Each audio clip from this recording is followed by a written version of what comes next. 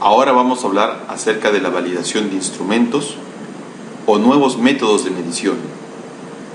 Conocimiento importante para tener en cuenta que cualquier nueva propuesta de medición a través de un instrumento debe tener bien claros los conceptos de validez y confiabilidad para que pueda ser realmente utilizado como alternativa a un instrumento de medición considerado gold estándar o tal vez en reemplazo, si es más exacto, del instrumento considerado patrón de oro. Veamos.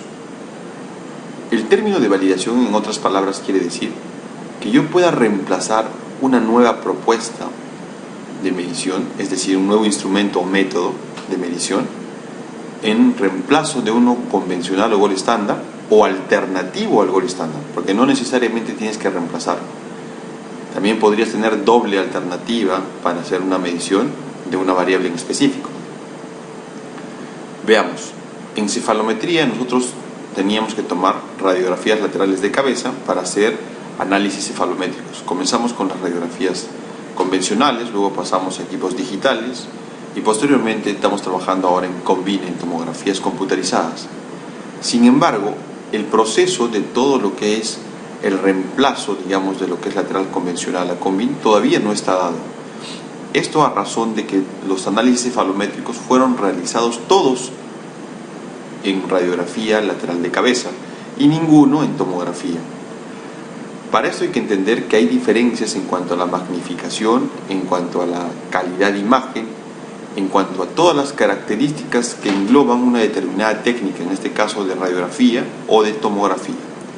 Por lo tanto, para que yo pueda utilizar, por decir, el análisis cefalométrico de McNamara, ha tenido que pasar un proceso de validación. Por lo general, se asume que en medidas angulares no vaya a haber variaciones y en mediciones lineales sí, por el hecho de la magnificación. Lo importante es comenzar a realizar trabajos de análisis cefalométricos en tomografías para poder ver los alcances comparativos en función de las radiografías. Entonces, poco a poco, a raíz de que comencemos a hacer trabajos de investigación en tomografía de análisis cefalométricos, por ejemplo, podríamos validar diferentes métodos o incluso proponer otros métodos de medición de análisis cefalométricos. Entonces, nosotros para hablar de validación tenemos que tener bien claros dos conceptos. Uno, que es cuál es el patrón de medición convencional, el más utilizado en la actualidad, considerado patrón de oro o gold estándar, y quiero proponer la segunda alternativa de medición, que sería con el nuevo método, para ver qué tan exacto va a ser en comparación del método gold estándar y qué tan reproducible va a ser. Por lo tanto, vamos a ver esta siguiente diapositiva. Nosotros tenemos que tener en cuenta bien claro estos dos conceptos, validez y confiabilidad. El término de validez se va a referir al grado en que un instrumento mide lo que realmente debe medir. En otras palabras, si el instrumento ha sido desarrollado para medir análisis cefalométricos, por decir, yo tengo que estar seguro que mida lo que realmente debe medir. ¿Y esto cómo lo voy a hacer? En comparación con el instrumento que se viene utilizando actualmente para medir esa variable, es decir, el gold estándar. Yo tendría que demostrar que mi nuevo procedimiento, mi nuevo método de medición, mi nuevo instrumento es tan exacto como el gold estándar, porque se supone que el gold estándar mide realmente la variable para la cual ha sido creada. Se dice, para esto se compara las mediciones del instrumento que quiero validar para medir con las del instrumento considerado gold estándar. Es decir, no deberíamos encontrar diferencias entre estos dos. Validez. En cambio, confiabilidad se va a referir al grado de congruencia con el cual un instrumento mide una variable. Se puede evaluar la reproducibilidad, que sería el primer aspecto a evaluar en función de la confiabilidad, y la reproducibilidad va a ser la correlación o concordancia en las mediciones en distintos momentos, es decir, qué tanta correlación hay entre mi primera y segunda medición. Deberíamos esperar tener correlaciones altas para decir que realmente el método tiene reproducibilidad. Y el segundo aspecto dentro de confiabilidad va a ser la fiabilidad, que en otras palabras va a ser la exactitud en las mediciones en distintos momentos. Es decir, qué tan exacto soy cuando mido en un primer momento de un segundo momento. Para esto se va a utilizar unas pruebas específicas, unas pruebas estadísticas específicas para conocer realmente qué tan fiable es mi instrumento y qué tan reproducible es mi instrumento. Hagamos la diferencia en que reproducibilidad se refiere a ver el comportamiento de un momento versus el segundo momento, es decir, la concordancia o correlación. En cambio, la fiabilidad va a estar referida a que cuánto de error he tenido yo entre una primera medición y una segunda, o cuán exacto he sido entre una primera medición y una segunda medición. Acá ve exactamente correlaciones, y en fiabilidad vemos exactamente variaciones en cuanto a la exactitud. Ampliemos lo explicado. En esta diapositiva vemos todo lo que engloba el proceso de validación de un nuevo instrumento o método de medición. Y sabemos que validación involucra dos palabras, dos conceptos que ya los hemos explicado, el primero de confiabilidad y el segundo de validez. El de confiabilidad básicamente se va a referir a las condiciones de evaluar la reproducibilidad y la fiabilidad. Estas dos características las vamos a evaluar del mismo instrumento. Estos resultados van a salir del mismo instrumento o del nuevo instrumento que yo estoy proponiendo. En cambio, validez va a ser la exactitud de las mediciones con el gold estándar. Esto va a salir de la medición del nuevo instrumento en comparación con el que ya existe, considerado patrón de oro. Entonces, la reproducibilidad va a ser básicamente correlaciones y concordancia del nuevo instrumento en dos momentos. Para esto se utilizan en la literatura principalmente las correlaciones. Aquí vemos tres de ellas: la correlación intraclase, conocida como CCI, la correlación de Pearson y la correlación de Spearman. La más utilizada siempre es la correlación intraclase. Esperaremos encontrar valores superiores a 0.9 según la literatura, pero en la práctica vemos que a veces se considera a partir de 0.7 para decir que realmente un instrumento es reproducible. En cuanto a la fiabilidad, tenemos que especificar que va a ser la exactitud de las mediciones en dos momentos, también referido al nuevo instrumento o nuevo método de medición que estamos proponiendo. Para esto existen dos pruebas: la B de Aiken, que va a medir la fiabilidad de las mediciones, es decir, la exactitud de las mediciones, y el error de medición, el error de Dalbert, que me va a decir en cuánto me he equivocado entre la primera y la segunda medición, para reportarlo y saber si ese error es realmente significante, no solo desde el punto estadístico, en este caso va a ser desde el punto de vista, por decir, clínico o por decir conceptual, dependiendo del tema a estudiar. Dos conceptos distintos, que cada uno tiene su prueba para ser medido.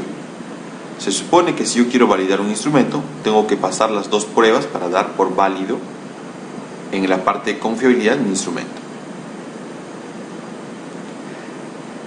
El concepto de validez, que habíamos dicho que es la exactitud de las mediciones con el gold estándar, también tiene sus pruebas para tener aprobado este criterio.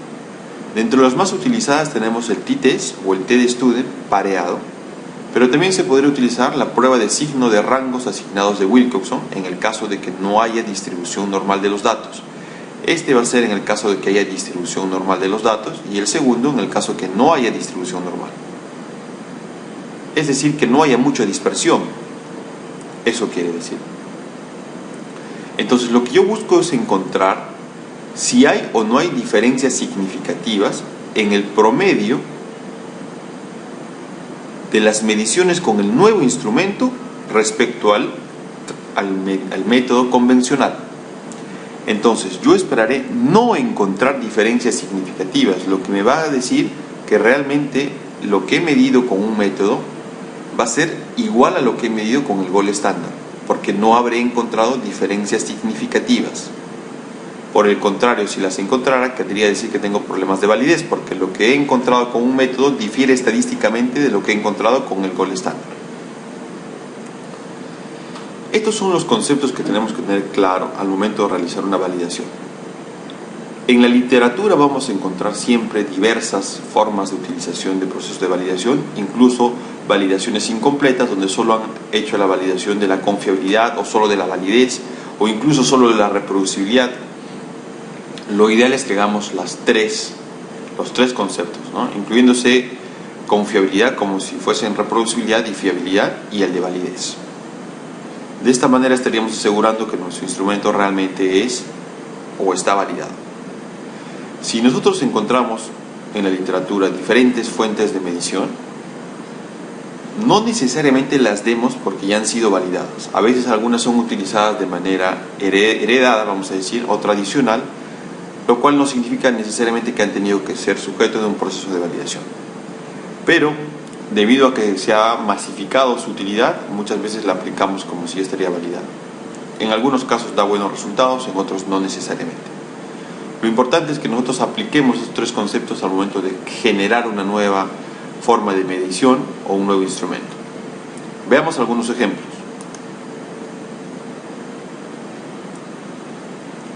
Tenemos este primer ejemplo que habla, miren, este es un artículo publicado en el 2006 en el American Journal, que habla de los conceptos de validación, fiabilidad y reproducibilidad. Justo los tres conceptos que hemos explicado en las diapositivas anteriores.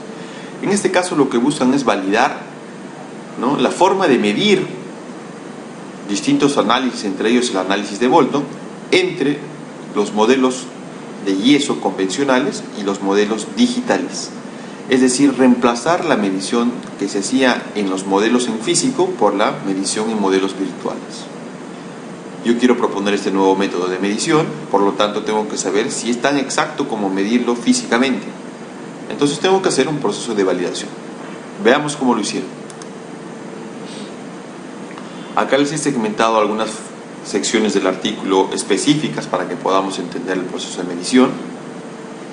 Y fíjate cómo plantea el artículo las mediciones, ¿no? Dice, 3 examinadores trabajaron independientemente. El primer caso fue un residente o de ortodoncia, considerado como examinador primario, que fueran estas sus iniciales, y 2 especialistas en ortodoncia, ¿no?, cuyas iniciales están acá, con un mínimo de 5 años de experiencia en ortodoncia, en este caso los segundos examinadores. Y acá dice, registraron las mediciones sobre los modelos de yeso y los modelos digitales. Cada modelo de yeso y digital fueron medidos 3 veces por el examinador primario y una sola vez por el examinador secundario. Esto de repente se va a tener en cuenta debido a que el examinador secundario ya era considerado un gold estándar o un especialista, por lo tanto no tenía que demostrar su exactitud de medición, ¿no? Pues supuestamente es un especialista. Aunque en otros artículos también lo hacen, y creo que les presenté la clase anterior algún ejemplo de que realmente los gold estándar también serían sujetos de evaluarse en cuanto a la capacitación y calibración. Básicamente la calibración tendríamos que aclarar. Bien, continuemos. Las mediciones incluyeron tamaño de dientes del primer molar al primer molar en ambas arcadas, usando para el análisis de Bolton, ¿no?, todas las mediciones necesarias para el índice par. Entonces, en realidad lo que acá nos ha comentado es que realizaron mediciones, en este caso 3 investigadores realizaron las mediciones, uno las realizó por 3 momentos y otros las realizaron una sola vez. Continuemos. Fíjense su plan de análisis. Nos va a hablar del primer concepto y nos dice la reproducibilidad de las mediciones para las medidas intraexaminador e interexaminador, es decir, con uno mismo y luego mi comparación con el gold estándar, fueron evaluadas con el coeficiente de correlación intraclase. En este caso le ponen coeficiente de correlación de concordancia, pero es el mismo que utilizamos, ¿no?, el coeficiente de correlación intraclase. Esto es para la reproducibilidad. Luego dice, también se empleó el t-test pareado para comparar la fiabilidad entre los modelos de yeso y los modelos virtuales para ambas mediciones, tanto intraexaminador e interexaminador. En este caso utilizaron el t-test para evaluar la fiabilidad. Esta es una variación, por ejemplo, que presenta este artículo, ¿no?, donde nos está explicando que la fiabilidad la va a evaluar con el t-test. De hecho, dentro de lo que les he explicado anteriormente, yo prefiero que evaluemos la fiabilidad con el B de Aiken o conociendo también el error de medición con Dalberg, porque el T-de-Student lo que me va a decir es que si hay diferencias o no entre promedios, y yo quiero ver exactamente la fiabilidad de mi medición. De repente más exactos serían los que proponemos, pero en este caso serán el T-de-Student. Y acá dice que la validez, ¿no?, de las mediciones virtuales fueron evaluadas también con el t-test pareado para comparar los promedios de los modelos virtuales y de los modelos de yeso, ¿no?, en este caso de sus mediciones. Estas mediciones fueron medidas 5 veces, ¿no?, en este caso de los 24 sujetos. Ahora, y acá dice que utilizaron el test no paramétrico de Kruskal-Wallis para detectar diferencias entre los 8 grupos de maloclusión. En este caso es un detalle del trabajo. Vamos a centrarnos en las partes que hemos explicado. Primero habla de una reproducibilidad que la va a medir con el coeficiente de correlación de concordancia o el CCI o el intraclase, ¿no? Y luego habla de medir la fiabilidad utilizando el t-test, y luego habla de medir la validez del estudio, en este caso para comparar el nuevo método que sería la medición virtual versus el comparativo que sería el gold estándar, y también utiliza el t-test pareado. Podemos entender mejor estos conceptos en sus tablas. Acá vamos a hablar de reproducibilidad, ¿no?, el primer concepto de lo que sería la confiabilidad, y para esto utilizó el coeficiente de correlación de concordancia. Nosotros lo utilizamos como el coeficiente de correlación intraclase, en realidad es el mismo criterio de evaluación de correlación. Y fíjate cómo presenta acá sus cuadros. Tienen los datos intraexaminador y los datos interexaminador, es decir, del investigador con los gold estándar y del investigador con él mismo en 2 momentos. Y acá están las medidas, ¿no?, que realizaron tanto en los modelos de yeso como en los modelos virtuales, el análisis de Bolton de los 6 dientes, de los 12 dientes, longitudes, etc. Fíjate que los valores de correlación, para que sean considerados ideales, deberían estar por encima de 0.9,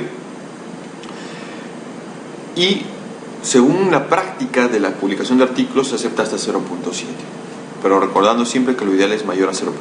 Acá vemos los valores de correlación, en este caso todos superan 0.9. Este ya también es la correlación intraexaminador en modelos de yeso, y esta es la correlación en modelos virtuales.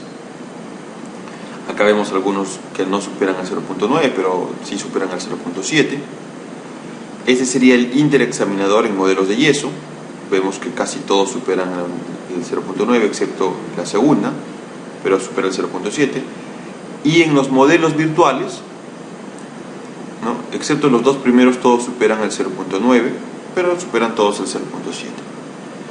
Entonces este primer indicador nos querría explicar que efectivamente tanto la evaluación intraexaminador como interexaminador, en este caso del nuevo método en comparación con el método convencional, superan valores de correlación de 0.9. Con esto estaríamos señalando que existe una correlación o concordancia entre mi primera y segunda medición, o entre mi medición con la del gold estándar. Por lo tanto, podríamos decir que mi variable, en este caso la medición de la validación, básicamente cuando hablamos de reproducibilidad, cumple, ¿no? O sea, sí tiene reproducibilidad como primer punto de evaluación de la validación. Veamos el segundo, que evalúa la fiabilidad. Este lo evalúa con el t-test pareado. Recuerden que yo les señalo que podemos utilizar el B de Aiken o el mismo método de medición de Dalberg. En este caso se utilizó el t-test pareado para ver lo que es intraexaminador e interexaminador. Puntualmente lo que estamos buscando encontrar es si no hay diferencias significativas, ¿no? Entonces, fíjate acá, lo que estamos haciendo es poner acá las mediciones, en este caso del modelo de yeso y del modelo virtual, ¿no? Y acá estamos poniendo el promedio de las diferencias absolutas de las medidas repetidas, es decir, en cuanto como promedio me había equivocado, ¿no?, en la medición intraexaminador para evaluar la exactitud, Y acá, por ejemplo, en el modelo de yeso me había equivocado en 0.32 y en el modelo virtual me había equivocado 0.69. Al evaluar el t-test pareado me sale una significancia estadística, lo cual sería sinónimo de no tanta fiabilidad, ¿no? Y acá lo presentan, porque está viendo el t-test pareado y está viendo si hay diferencias significativas o no entre el modelo virtual y el modelo de yeso.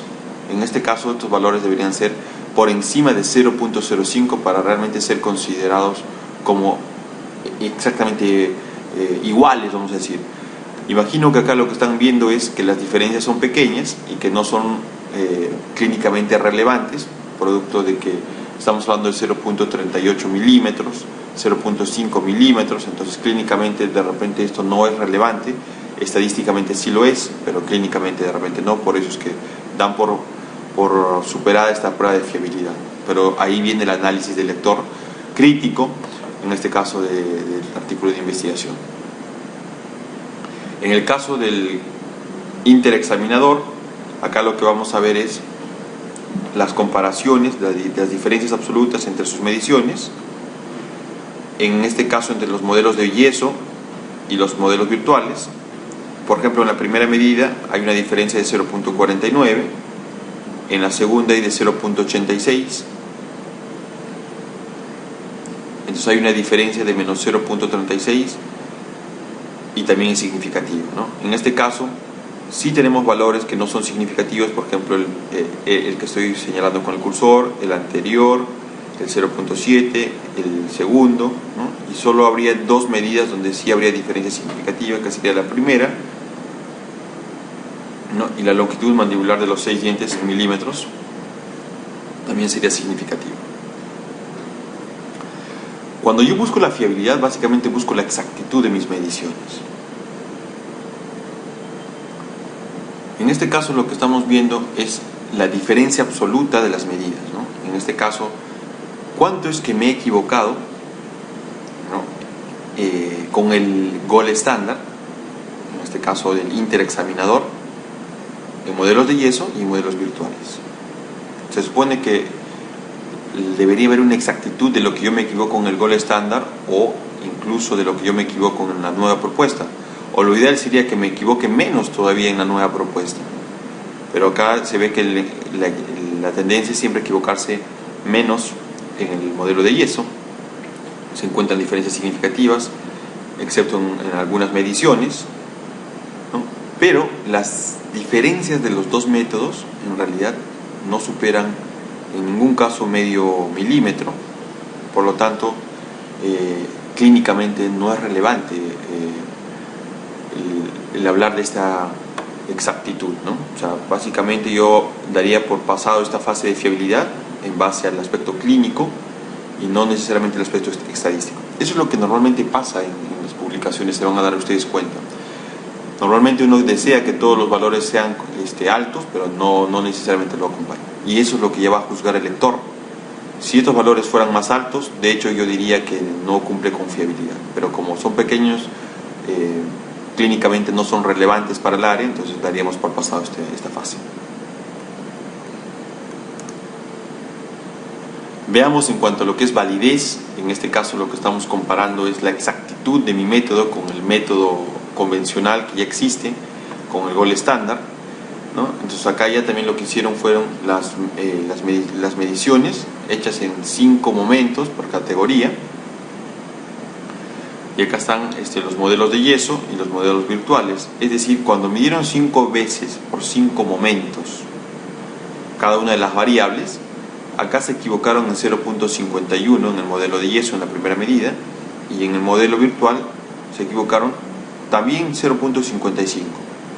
Cuando nosotros comparamos estos promedios, tanto del de yeso como el virtual, comparamos los promedios de las distintas mediciones, en este caso de 5 mediciones, vemos el p-valor y vemos que no hay diferencia significativa, lo cual es alentador en esta primera medida, producto que me está diciendo que lo que yo he medido con mi nuevo instrumento es cercano a lo que se ha medido con el gol estándar.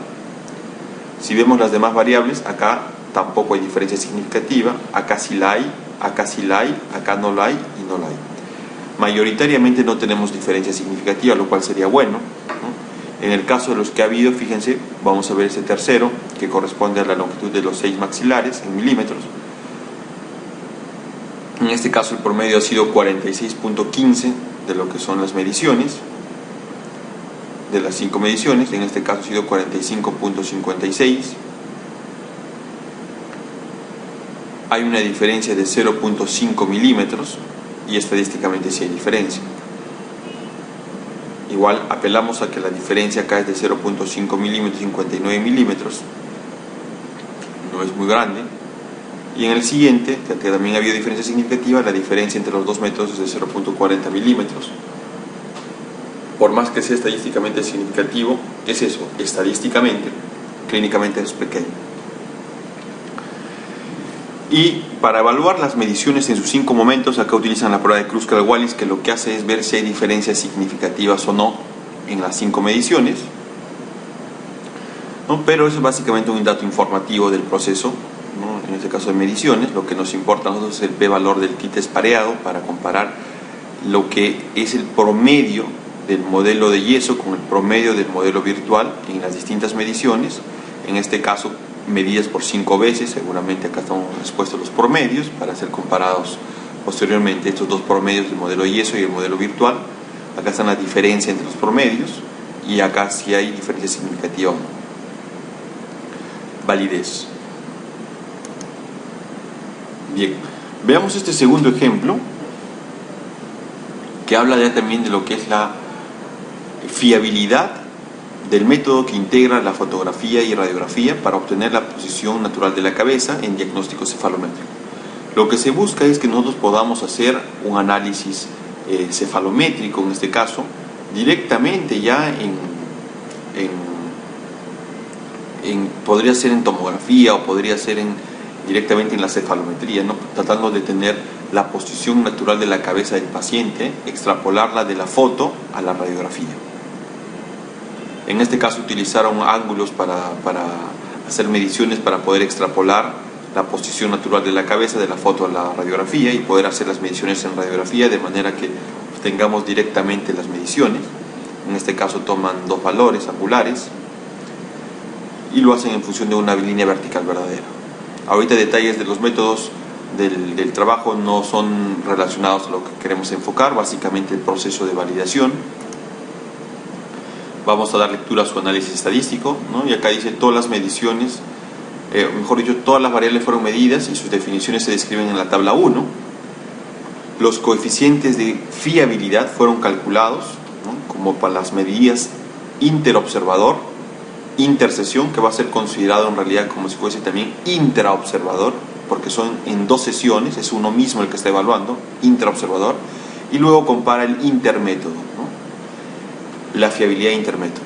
Es decir, fíjense, acá ven lo que es fiabilidad, lo están viendo ya también con lo que son correlaciones, en este caso interobservador, intersesión e intermétodo. Los coeficientes de fiabilidad fueron calculados basados en los componentes de varianza estimados en este programa estadístico, SPSS, ¿no? Y los coeficientes de fiabilidad de 0.9 es un mínimo requerimiento para el uso clínico de una técnica de medición. En este caso tenían que superar 0.9 para que sean dadas por válidas las mediciones. Veamos sus tablas que nos presentan. En este caso nos presenta la tabla 2. Lo que quiero explicarte es esto para que me entiendan. Tiene un observador y tiene un observador número 2, y lo que él quiere comparar son las mediciones de la radiografía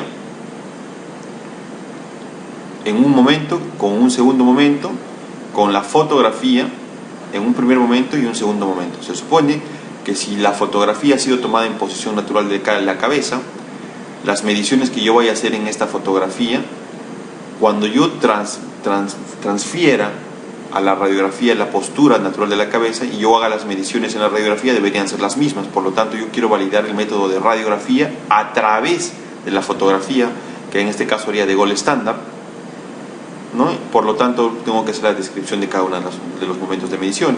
Para el observador 2 se pone lo mismo, la radiografía en la primera sesión, la radiografía en la segunda sesión, la fotografía en la primera sesión y la fotografía en la segunda sesión. Y acá comenzamos a describir lo que obtuvo cada uno de ellos, ¿no?, en sus mediciones. Esta es una tabla descriptiva.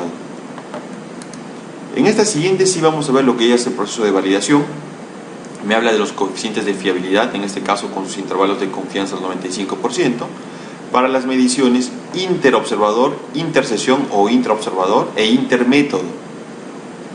Entonces veamos.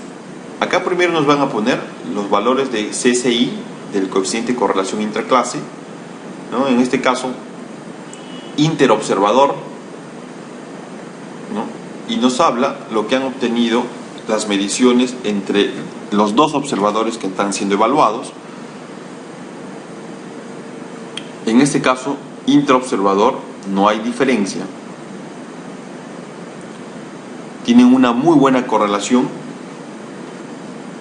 Todos los valores superan el 0.9, lo cual me lleva a que lo que he medido en una primera vez comparado con lo que ha medido el segundo observador, realmente tienen una fuerte correlación. Los valores son bastante altos, todos superan el 0.9. Intersesión, conocida también como intraobservador, porque yo soy el mismo que está evaluando en dos sesiones. En este caso todos superan el 0.9, por lo tanto también tienen una muy fuerte correlación. Y luego intermétodo, es decir, entre la radiografía y la fotografía. Y la mayoría supera 0.9. Acá tenemos uno de 0.836 y acá tenemos correlaciones bajas. Acá habría que explicar. Seguramente en la fase de discusión tendríamos que realmente dar una relevancia. Mira, acá tiene un signo de A que dice los valores de coeficiente de correlación interclase menores que 0.9, o sea, habría problemas en estas tres mediciones al momento de reemplazar un método por otro. Eso tendríamos que justificarlo en la discusión. Ahora, ahí viene la pregunta, ¿no? ¿Realmente por tres mediciones de un promedio de 13 daríamos por no válido el instrumento? Entonces ahí viene lo que es la interpretación, ¿no? Si realmente esas tres variables son de real importancia al momento del trabajo, entonces hasta podría no darse por válido, porque tú quisieras reemplazar un método totalmente confiable y válido, ¿no? Entonces habría que ver, dependería del tema de investigación. Simplemente para cerrar la idea, ¿no? Interobservador, intersesión e intermétodo. Evaluaron las correlaciones. En este caso interobservador fueron evaluadas las correlaciones de las cuatro mediciones que tuvieron. El intersesión, el intraobservador prácticamente, ¿no?, entre las dos sesiones que tuvieron, y acá están mezclados los intermétodos, ¿no? Entonces ya va a depender de la lectura e interpretación del investigador para que pueda dar por válido o no válido el trabajo, y también de la lectura e interpretación del lector para ver si realmente estas mediciones hacen que podamos dar por válido un instrumento. Bien, finalmente como conclusiones podemos decir que el proceso de validación de un nuevo instrumento o método de medición es fundamental antes de la captación de los datos. Esto es realmente importante. Antes de que comencemos a recopilar los datos para nuestro trabajo de investigación, tenemos que tener validado nuestro instrumento, ¿no? Si vamos a utilizar un instrumento de medición validado ya no será necesario, pero si es que no está validado tenemos que hacerlo previo a lo que es la captación de datos. Normalmente esto se hace en la prueba piloto para realmente estar seguro de que la captación va a ser fiable. Incluso se puede publicar, de hecho que hay trabajos que solo publican validaciones de instrumentos, como los dos que acabamos de ver. Segunda conclusión sería que el trabajo que realice una validación también tendrá un aporte o importancia de investigación de tipo metodológica, porque realmente va a permitir que otros investigadores puedan tomar ese método y seguir captando variables, ¿no?, y seguir midiendo variables, lo cual sería bueno para la literatura científica. Tercero, en la literatura no existe un solo procedimiento de validación, están reportadas varias metodologías. Es lo que, mire, acá vimos dos ejemplos de lo que era validación y cada uno tenía una particularidad. En la primera diapositiva yo les expliqué la ruta convencional de lo que significaría un proceso de validación, pero vamos a ver que en la literatura están reportadas algunas variaciones. No está estandarizado el tema de validación, pero tenemos varios puntos en común, ¿no?, básicamente en lo que es reproducibilidad y en lo que es validación, ¿no? De repente en el tema de fiabilidad va a depender de la interpretación del investigador, qué contexto le quiera dar. Y finalmente tendríamos que decir como conclusión número 4, la validación es dar a conocer a la comunidad científica que el nuevo instrumento de medición tiene validez y confiabilidad. Ojo, no podemos dejar de lado uno de los dos conceptos. Muchas validaciones están hechas solo con confiabilidad y en realidad son carentes de validez. Por lo tanto, yo no podría decir que están validados esos instrumentos. Necesariamente tengo que hablar de validez y confiabilidad para que pueda dar por válido un instrumento. Y cuando hable de confiabilidad, específicamente reproducibilidad y fiabilidad. Bien, eso es todo en cuanto a lo que podemos decir acerca de validaciones de instrumentos. Cualquier pregunta la resolveremos en clase.